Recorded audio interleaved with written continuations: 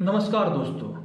बीना दास जन्म 24 अगस्त 1911, कृष्णनगर बंगाल। स्वर्गवास 26 दिसंबर 1986, ऋषिकेश उत्तराखंड।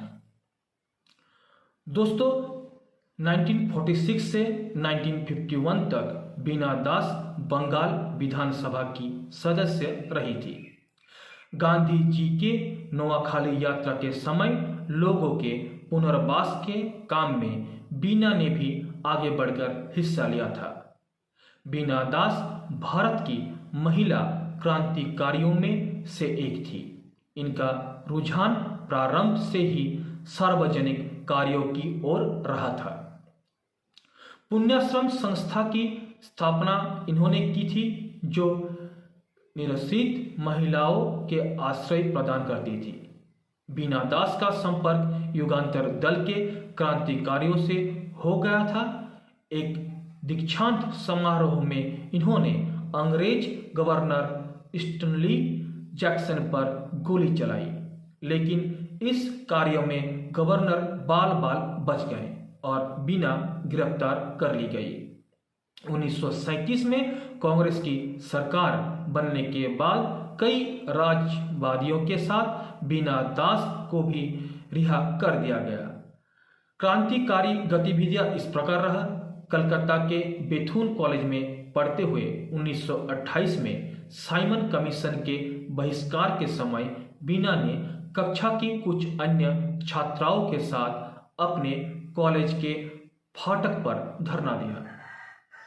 वे स्वयंसेवक के रूप में कांग्रेस अधिवेशन में भी सम्मिलित हुई। इसके बाद वे युगांतर दल के क्रांतिकारियों के संपर्क में आई। उन दिनों क्रांतिकारियों का एक काम बड़े अंग्रेज अधिकारियों को गोली का निशाना बनाकर ये दिखाना था कि भारत के निवासी उनसे कितना नफरत करते हैं। 6 फरवरी 1932 को बंगाल के गवर्नर स्टैनली जैक्सन को विश्वविद्यालय के विद्यार्थियों को दीक्षांत समारोह में उपाधियां बांटनी थी।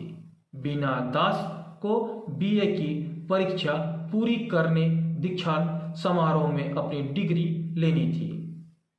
उन्होंने अपने साथियों से परामर्श करके तय किया कि डिग्री लेते समय वे दीक्षांत भाषण देने वाले बंगाल के गवर्नर स्टैनली जैक्सन को अपनी गोली का निशाना बनाएंगी। गिरफ्तारी 6 जनवरी 1932 को दीक्षांत समारोह में जैसे ही गवर्नर ने भाषण देने प्रारंभ किया, बीना दास अपनी सीट पर से उठी और तेजी से गवर्नर के सामने जाकर रिवॉल्वर से गोली चला दी।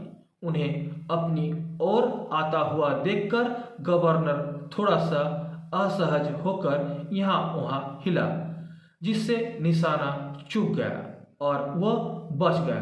बीना दास को वहीं पर पकड़ लिया गया। उन पर मुकदमा चलाया गया दोस्तों। फिर जिसकी सारी कार्यवाही एक ही दिन में पूरी करके बीना को 9 वर्ष की कड़ी कैद की सजा दे दी गई। अपने अन्य साथियों के नाम बताने के लिए पुलिस ने उन्हें बहुत सताया, लेकिन बीना ने मुंह नहीं खोला। 1937 में प्रांतों में कांग्रेस सरकार बनने के बाद अन्य राजबंदियों के साथ बीना भी जेल से बाहर आई। भारत छोड़ो आंदोलन के समय उन्हें 3 वर्ष के लिए नजरबंद कर लिया गया था। 1946 से 1991 तक वे बंगाल विधानसभा की सदस्य रहे। गांधी जी की नोआखाली यात्रा के समय लोगों के पुनर्वासन के काम में बीना ने भी आगे बढ़कर हिस्सा लिया था। देहावसान इस प्रकार रहा। देश की आज़ादी दिलाने वाली और वीर क्रांतिकारियों में गिने जाने वाली बीना दास का 26 दिसंबर 1986 को ऋषिकेश में देहावसान हुआ। तो दोस्तों ये थी महान क्रांतिकारी बीना दास की जीवन से जुड़ी कुछ बातें। वीडियो को लाइक शेयर कीजिए, चैनल को सब्सक्राइब कीजिए दोस्तों। जय हिंद, वंदे मातरम, जय भारत माता।